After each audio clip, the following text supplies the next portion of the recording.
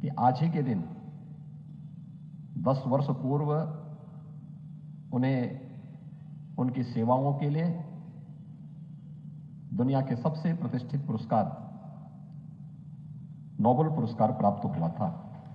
आज उसकी 10वीं वर्षगांठ है और 10वीं वर्षगांठ पर महाराणा प्रताप शिक्षा परिषद के इस मुख्य महोत्सव के रूप में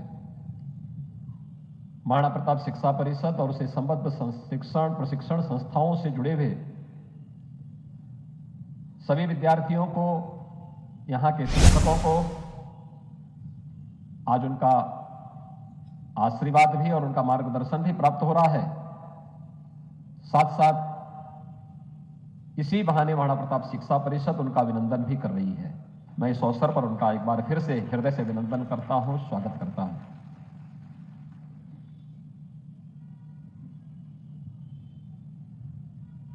वास्तव में श्री कैलाश सत्यार्थी जी का जीवन के प्रत्येक क्षेत्र में कार्य करने वाले उन तमाम लोगों के लिए एक प्रेरणा है और खासतौर पर युवाओं के लिए जो किम कर्तव्य विमूढ़ किसी स्थिति में रहता है, बहुत बार असमंजस की जिस स्थिति में रहता है।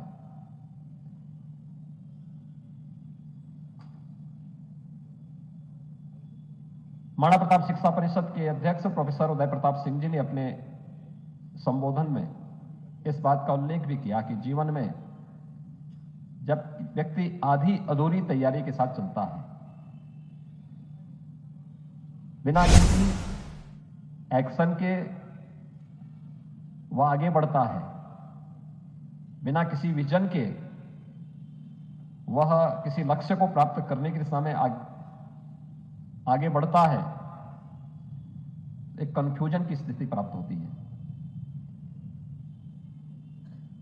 लेकिन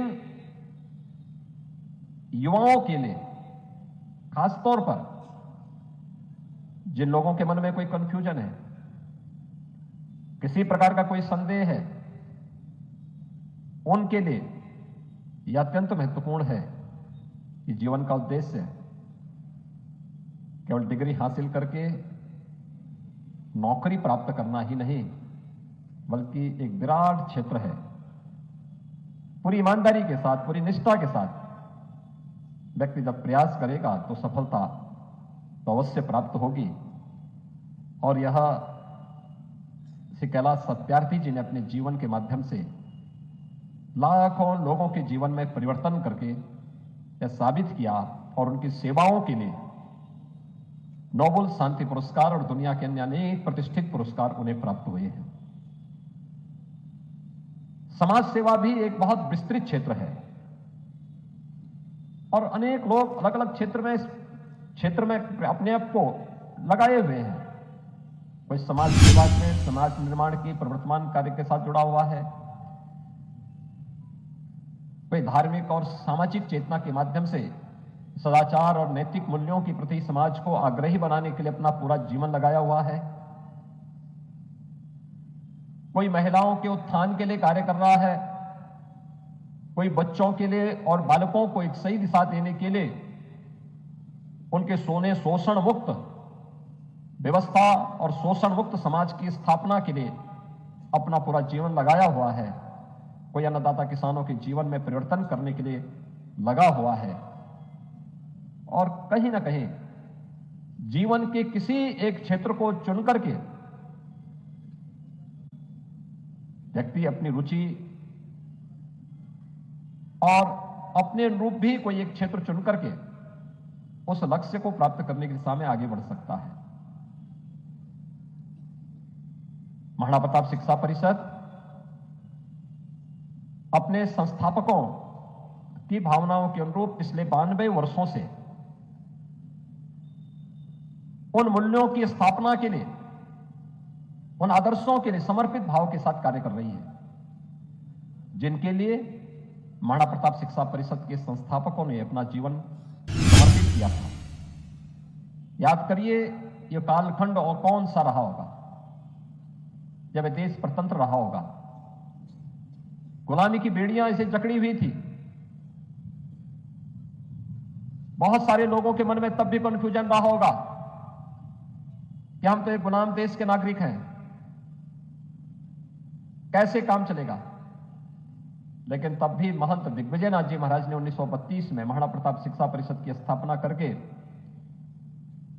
युवाओं के सामने एक लक्ष्य रखा कि गुलामी से की बेड़ियों से मुक्ति का माध्यम कोई और नहीं बन सकता, बल्कि उसके लिए एक आदर्श हमारे सामने होगा महाराणा प्रताप का। स्वदेश और स्वाभिमान कैसे होना चाहिए, वह महाराणा प्रताप के त्याग और बलिदान से हमें प्रेरणा प्राप्त होती है। राष्ट्रवादी शिक्षा को माध्यम बना करके हम राष्ट्र धर्म के प्रति अपने आप को समर्पित भाव के साथ आगे बढ़ाएंगे और फिर जो कार्य प्रारंभ हुआ वह निरंतर आज महाराणा प्रताप शिक्षा परिषद की न केवल पदाधिकारियों के मार्गदर्शन में बल्कि विभिन्न शिक्षण, प्रशिक्षण और सेवा के प्रकल्पों के माध्यम से आगे बढ़ता हुआ पूर्वी उत्तर प्रदेश में शिक्षा के लिए, शैक्षणिक गतिविधियों को आगे बढ़ाने के लिए कार्य कर रहा है। आज यहां पर अपनी 92वीं संस्थापक सप्ताह के इस कार्यक्रम के अवसर पर जो विभिन्न प्रकार के कार्यक्रम आयोजित हुए हैं, जिनमें 800 से अधिक ऐसे विद्यार्थी जिन्होंने विभिन्न प्रतियोगिताओं में भाग लिया और कोई स्थान प्राप्त किया।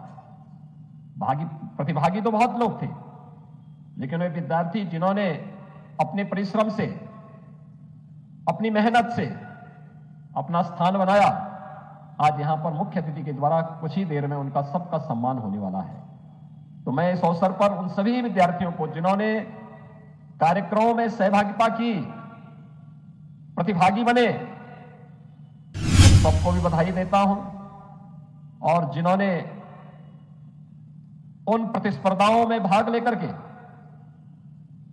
कोई स्थान प्राप्त किया है, उन्हें विशेष रूप से बधाई देता हूं कि उन्होंने अपनी प्रतियोगिता में अपना स्थान बना करके अपने आप को साबित किया है। इसमें आप देखेंगे अलग अलग पक्ष से जुड़ी प्रतियोगिताएं हैं। सामान्य रूप से विद्यालयों के स्तर पर योग्यता छात्रवृत्ति मिलती है। योग्यता छात्रवृत्ति काफी लंबा समय होता था, तो उसे सॉर्ट करने के लिए एक व्यवस्था बनाई गई। योग्यता छात्रवृत्ति हर शिक्षण प्रशिक्षण संस्थान 11 दिसंबर को अपने अपने विद्यालयों में सभी विद्यार्थियों के सामने योग्य छात्रों को उपलब्ध करेगी। उनके नाम की घोषणा यहां हो जाएगी,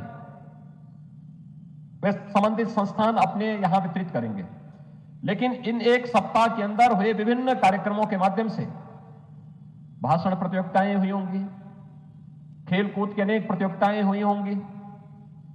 यहां पे श्री रामचरितमानस, श्रीमद् भगवद गीता, गोरखवाणी से संबंधित प्रतियोगिताएं हुई होंगी, सामान्य ज्ञान की प्रतियोगिता, क्विज प्रतियोगिता और अन्य एकल गायन की प्रतियोगिता, अन्य तमाम जो प्रतियोगिताएं हुई हैं, स्थानीय स्तर से राज्य स्तर तक की, स्थानीय स्तर से राष्ट्रीय स्तर तक के खिलाड़ियों की प्रतिभागिता के साथ वे सभी प्रतियोगिताएं संपन्न हुई हैं। और वे प्रतियोगिताएं इस बात को साबित कर ये भी दिखाती हैं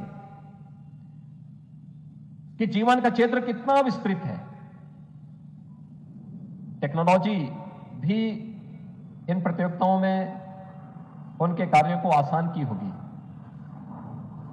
खेलकूद का एक ऐसा क्षेत्र है, इतना विस्तृत क्षेत्र है, और पिछले 10 वर्ष में खेलकूद के क्षेत्र में बहुत परिवर्तन देखने को मिला है। एक नई स्वस्थ प्रतिस्पर्धा को हमने देखने को, हम लोगों को एहसास हुआ है कि वास्तव में लोगों के मन में एक नई रुचि जागृत हुई है। और अनेक स्तर पर खेलो इंडिया खेलों के माध्यम से, फिट इंडिया मूवमेंट के माध्यम से, सांसद खेलकूद प्रतियोगिता के माध्यम से,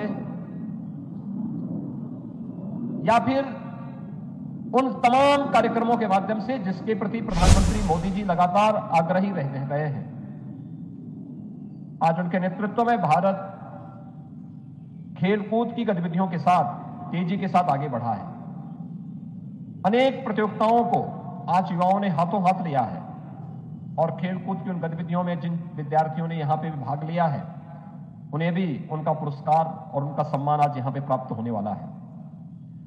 भाषण प्रतियोगिताओं में भी छात्रों की भागीदारी, क्विज प्रतियोगिता में या फिर अन्य तमाम प्रतियोगिताओं में उनकी भागीदारी और उनको अपनी प्रतिभा दिखाने का एक अवसर इस साप्ताहिक कार्यक्रम के अवसर प्राप्त हुआ है, जिसमें आज मुख्य अतिथि के द्वारा आज वे सभी विद्यार्थी यहां पर सम्मानित होने वाले हैं। तो इसलिए इस साप्ताहिक कार्यक्रम के अंतर्गत जो विभिन्न प्रकार की प्रतियोगिताएं हुई हैं, जिन विद्यार्थियों ने इसमें स्थान बनाया है, अपना स्थान प्राप्त किया है, उन सबको भी मैं इस अवसर पर हृदय से बधाई देता हूं। तो ये है कि आज के इस समय में हम अपने आप को समय की धारा के अनुरूप हमें अपने आप को तैयार करना होगा। याद करना कि कालचक्र किसी का इंतजार नहीं करता, उसका प्रवाह निरंतर चलता है और अगर हम उसके साथ अपने आप को लेकर के नहीं चलेंगे तो हम पिछड़ जाएंगे, हमें पिछलगो कहे जाएंगे। हमें समय के अनुरूप चलने की आदत डालनी पड़ेगी, समय के अनुरूप सोचने की एक ताकत अपने अंदर विकसित करनी पड़ेगी। समय के अनुरूप समाज के प्रत्येक तबके को अपने साथ जोड़ करके टीम भावना के साथ परिणाम पर फोकस करते हुए अपने कार्यक्रम को आगे बढ़ाना पड़ेगा। और मुझे लगता है कि जब भी हमारे सामने एक सामूहिकता का, एक टीम वर्क का, एक संगठित प्रयास होगा तो उसके परिणाम उसी प्रकार से आते हुए दिखाई देंगे जैसे विभिन्न प्रतियोगिताओं में, खेल कूद से जुड़ी हुई विभिन्न प्रतियोगिताओं में जहां पे टीम वर्क हुआ होगा, वहां पे परिणाम उस टीम को ही प्राप्त हुआ होगा जिसने सामूहिक रूप से संगठित होकर के इन कार्यक्रमों को आगे बढ़ाया। और ये केवल खेलकूद की प्रतियोगिता में ही नहीं, इसके परिणाम हमारे दैनिक जीवन में भी देखने को मिलते हैं। मैं कल आज के मुख्य अतिथि से कल बातचीत में मैं इस बात का उल्लेख कर रहा था, क्योंकि बचपन बचाओ के लिए उनका अभियान अभिनंदनीय रहा है। जिस देश का बचपन असमय काल के प्रवाह के दुष्चक्र में फंस गया हो, उस देश का कोई भविष्य नहीं हो सकता। और कुछ उस दुष्चक्र का शिकार एक पूर्वी उत्तर प्रदेश बन चुका था। याद करिए, इंसेफ्लाइटिस से जब मौतें होती थी 1977 से लेकर के 2017 तक पूर्वी उत्तर प्रदेश में और उत्तर प्रदेश के 38 जनपदों में 50,000 से अधिक बच्चों की मौतें इंसेफ्लाइटिस से हुई थी। इंसेफ्लाइटिस के लिए अनेक कार्यक्रम चले, नियंत्रित नहीं हो रहा था। पहले उपचार की व्यवस्था नहीं थी, दुर्व्यवस्था थी, तब उन बच्चों की मौत होती थी। उपचार की व्यवस्था हुई तो तब भी वो अनियंत्रित रहा। वैक्सीन आया तो वायरस ने अपना नेचर चेंज कर दिया। लेकिन जब 2017 में हम लोगों ने एक टीम भावना के साथ काम करना प्रारंभ किया, उत्तर प्रदेश और केंद्र सरकार ने मिलकर के न केवल अपने स्तर पर बल्कि WHO की मदद, किसी भी मदद ली, यूनिसेफ के साथ सहयोग लेकर के इस कार्यक्रम को आगे बढ़ाया, समाज के विभिन्न उन संगठनों को अपने साथ जोड़ा और उत्तर प्रदेश सरकार के भी विभिन्न विभाग एक साथ मिलकर के इस लड़ाई को आगे बढ़ाए। तो 40 वर्ष की उस भीषण समस्या का समाधान करने में मात्र हमें 2 वर्ष लगे। 2 वर्ष के अंदर हम लोगों ने इंसेफ्लाइटिस की समस्या का हमेशा के लिए समाधान निकाल दिया। यानी कठिन से कठिन चुनौती का सामना हम सामूहिक भावना के साथ कार्य करते हुए उसे परिणाम तक पहुंचा सकते हैं। कहने के लिए हम कुछ भी कहें, लेकिन याद रखना, अंततः समाज आपका परिणाम देखेगा। कोई विद्यार्थी कितना भी कहे कि साहब मैं पढ़ने में बहुत अच्छा हूं, मैं बहुत अच्छा बोल सकता हूं, या मैं बहुत अच्छा गा सकता हूं, या मैं बहुत अच्छा खेल सकता हूं, लेकिन वह कितना अच्छा है जब उस प्रतियोगिता में भागीदार बनकर के वह परिणाम प्राप्त करेगा, तभी लोग उसको मानेंगे कि हां वह अच्छा है। यानी उसका रिजल्ट बताएगा कि वह अच्छा है या नहीं है। ऐसे ही आपका परिणाम बता देगा कि आपकी तैयारी क्या है, आप क्या है। और उस तैयारी के लिए अपने आप को सदैव तैयार रखना। आज का समय हम टेक्नोलॉजी से भाग नहीं सकते, लेकिन याद रखना तकनीक मानव के लिए है, मानव तकनीक के लिए नहीं है। हम तकनीक को अपने अनुसार संचालित करें, हम तकनीक के अनुसार संचालित न हो, एक इस बात पर जरूर ध्यान देना। दूसरा, इस बात पर ध्यान देने की आवश्यकता है, खासतौर पर आज के युवाओं के लिए। हम अक्सर देखते हैं, एक तो ज्यादातर मां बाप ने अपने बच्चों को मोबाइल फोन दे दिया है, उसका अगर इस्तेमाल आपके लिए उपयोगी है तो करिए, अन्यथा उसको अपने घर में रखिए, सुरक्षित रख लीजिए। आपके समय का एक बड़ा समय आपका स्मार्टफोन खा जा रहा है। अनावश्यक रूप से हम देखते हैं कि घंटों घंटों बैठ करके व्यक्ति स्मार्टफोन पर देखता रहता है। मैं तो कभी कभी मेरा सिर चकराता है ये देख करके, कभी मैं देखता हूं बहुत सारे लोग ऐसे हैं, वो नमूने बन जाते हैं, उनको पता ही नहीं होता, मोबाइल फोन पे खेले जा रहे हैं 4 घंटे 6 घंटे उसी पे खर्च कर देते हैं। कोई मतलब नहीं इसका। उतना समय अगर आप प्रकृति के बीच में रह करके अपने पाठ्यक्रम को लेकर के, अपने गायन वादन के कार्यक्रम के साथ जुड़ करके, अपने किसी रोचक या जीवन क्षेत्र से जुड़े हुए किसी एक पुस्तक को, अच्छी पुस्तक को उतना समय अगर आप दे देंगे, मुझे लगता है कि वह ज्यादा उपयोगी आपके लिए हो सकता है। या किसी व्यवहारिक नॉलेज के लिए अगर आप किसी अन्य कार्य के साथ जुड़ेंगे, किसी स्किल डेवलपमेंट से जुड़े हुए किसी कार्य के साथ जुड़ेंगे, वो आपके लिए ज्यादा उपयोगी हो सकता है। किसी समाज सेवा के से जुड़े हुए किसी कार्य के साथ जुड़ेंगे, वो आपके लिए ज्यादा उपयोगी हो सकता है। आपने देखा होगा आज के मुख्य अतिथि को, मैंने इसीलिए कहा, मैंने कभी लीक से हट करके भी कुछ हमें प्रयास करने चाहिए, जिन्होंने अपने कार्यों के माध्यम से समाज के सामने उदाहरण प्रस्तुत किया। आज के मुख्य अतिथि इंजीनियरिंग की डिग्री लेने के बाद वे चाहते सरकारी सेवा में जा सकते थे, वे चाहते किसी मल्टीनेशनल कंपनी के सीईओ के रूप में अपनी शानदार करियर को आगे बढ़ा सकते थे, लेकिन नहीं, उससे अलग हट करके उन्होंने समाज सेवा को और समाज की उस विसंगति पर कुठाराघात करने की ठानी, जिसके कारण देश का बचपन और समय काल का ग्रास बनता जा रहा था। और अंततः दुनिया ने उनकी सेवाओं की कीमत को पहचाना और दुनिया का सबसे प्रतिष्ठित पुरस्कार, नोबेल का शांति पुरस्कार उन्हें प्राप्त हुआ। ऐसे ही आप में से बहुत सारे लोग भी, हर व्यक्ति समाज सेवा नहीं वो कर सकता, हर व्यक्ति टेक्नोक्रेट भी नहीं बन सकता, हर व्यक्ति प्रतिष्ठित चिकित्सक भी नहीं बन सकता, लेकिन पहले से ही हमें तय करना होगा हमारी रुचि क्या है और हम कहां तक और कितनी दूर तक अपनी इस रुचि के अनुसार अपनी मेहनत को आगे बढ़ा सकते हैं। अगर उसके अनुरूप करेंगे, परिणाम अवश्य आएंगे।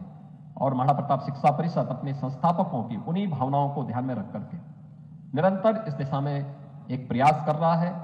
यह एक सराहनीय पहल है और खासतौर पर मैं इस अवसर पर महाराणा प्रताप शिक्षा परिषद के अध्यक्ष प्रोफेसर उदय प्रताप सिंह जी का, आप देख रहे होंगे उद्घाटन कार्यक्रम में भी और आज जो मुख्य महोत्सव है इस कार्यक्रम में भी, प्रोफेसर उदय प्रताप सिंह जी की उम्र है 95 साल और 95 वर्ष की उम्र में भी किसी युवा से कम नहीं है। उसी मजबूती के साथ और उसी लगन के साथ आज भी वह शिक्षा परिषद के माध्यम से अपनी सेवाएं इन हजारों बच्चों को उपलब्ध करा रहे हैं। महाराणा प्रताप शिक्षा परिषद के विभिन्न संस्थाओं को अपना मार्गदर्शन प्रदान कर रहे हैं। मैं इस अवसर पर उनका भी अभिनंदन करता हूं और मेहनत के साथ संस्थापकों की भावनाओं के अनुरूप अपनी संस्थाओं को उस प्रतिस्पर्धा के योग्य बनाने के लिए जो संस्थाएं अच्छा काम कर रही हैं वे और भी अच्छा करें और जो संस्थाएं थोड़ा पिछड़ जा रही हैं वे एक स्वस्थ प्रतिस्पर्धा में आगे बढ़ें। याद रखना, जीवन शॉर्टकट का मार्ग नहीं हो सकता, कभी नहीं। अगर हमें इसमें एक सतत प्रवाह बनाए रखना है तो इसके लिए परिश्रम का दूसरा कोई विकल्प नहीं हो सकता है। परिश्रम, अपनी मेहनत पर हमें विश्वास करना होगा, ईमानदारी से प्रयास करना होगा, और वह अवश्य आपको भी उस प्रतिस्पर्धा में एक नया सम्मानजनक स्थान प्रदान करेगा। मैं एक बार फिर से मुख्य महोत्सव में आप सबको हृदय से बधाई देता हूं। पूरे कार्यक्रम से जुड़े हुई जो टीम थी उसको विशेष रूप से मैं धन्यवाद दूंगा, और अपने मुख्य अतिथि सम्मान्य श्री कैलाश सत्यार्थी जी का, उनकी धर्मपत्नी श्रीमती सुमेधा जी का और अन्य गणमान्य अतिथियों का मैं हृदय से अभिनंदन करते हुए सभी विजेता छात्र छात्राओं के प्रति अपनी शुभकामनाएं देता हूं, मंगल में शुभकामनाएं देते हुए अपनी वाणी को विराम देता हूं। धन्यवाद। जय हिंद।